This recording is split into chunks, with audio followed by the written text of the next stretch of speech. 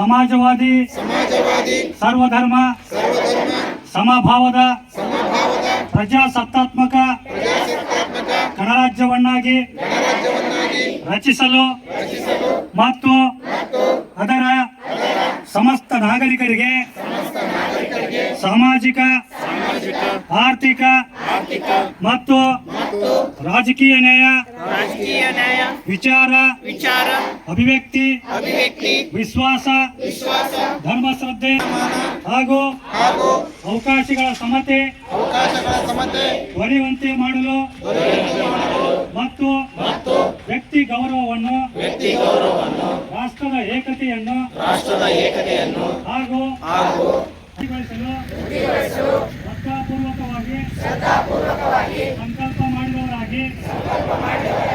ನಮ್ಮ ಸಂವಿಧಾನ 1949 ಇಸ್ವಿ ನವೆಂಬರ್ ತಿಂಗಳ 26ನೇ ತಾರೀಕಾದ ಈ ದಿವಸ ಈ ಮೂಲಕ ಈ ಸಂವಿಧಾನವನ್ನು ಅಂಗೀಕರಿಸಿ ಅಧಿನಿಯಮಿಸಿ